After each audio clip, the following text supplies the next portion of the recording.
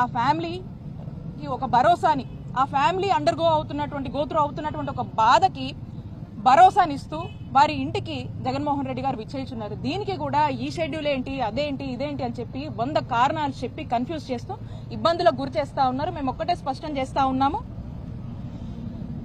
జగన్మోహన్ రెడ్డి గారు మీరు ఎన్ని ఆంక్షలు విధించినా, మీరు ఎన్ని ఆటంకాలు కలిగించినా రేపు ఆ కుటుంబాన్ని పరామర్శిస్తున్నారు, వారికి అండగా నిలబడిపోతున్నారు. రేపు రెంటపాలకు ఖచ్చితంగా వస్తున్నారు. రేపు ప్రోగ్రాం ఖాయమని చెప్పి మరొకసారి ఇక్కడ ఉన్నటువంటి జిల్లా ప్రజలకు మేము స్పష్టం చేస్తా ఉన్నాము.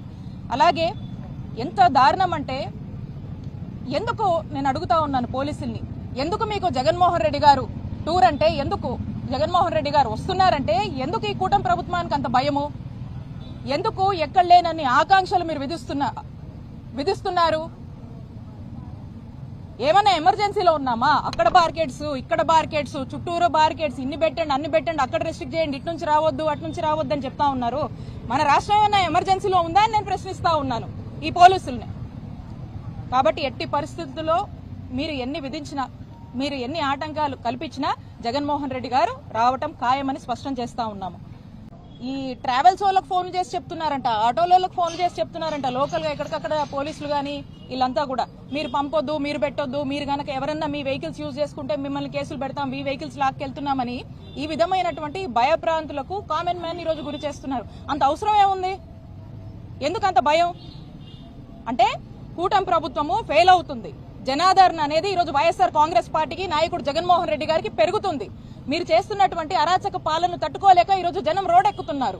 రోడ్డెక్కి వాళ్ళ యొక్క బాధల్ని, వాళ్ళకు నమ్మకం ఉన్నటువంటి, వాళ్లకు న్యాయం చేస్తాడని నమ్మకం ఉన్నటువంటి ఒక నాయకుడికి చెప్పుకోవడానికి రోడ్డెక్కుతుంటే మీరు ఇదంతా కంట్రోల్ చేయాలి, ఈ గవర్నమెంట్ ఫెయిలియర్ అనేది, కూటమి ప్రభుత్వం ఫెయిల్ అవుతుందని పబ్లిక్ గ్రహిస్తున్నారు. మంచి గ్రాఫ్ వస్తుంది, వైఎస్ఆర్సీపీకి ఒక గ్రాఫ్ పెరుగుతుంది.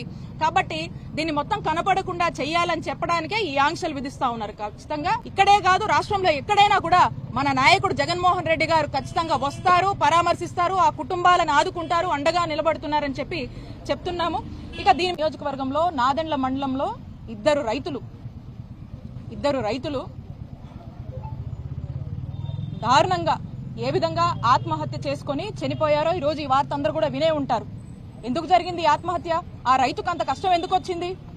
ఎందుకంటే కూటమి ప్రభుత్వం వచ్చాక రైతుకి న్యాయం జరగట్లేదు. రైతు కష్టాలు ఏ విధంగా ఉంది, ఎంత బాధల్లో ఉన్నాడు, ఆ బాధ తట్టుకోలేక ఈ రోజు ఆ రైతులు ఆత్మహత్య చేసుకున్నారు. దీని బాధ్యత ఎవరు తీసుకుంటారు? దీనికి కారణం ఎవరు? కూటమి ప్రభుత్వం కాదా?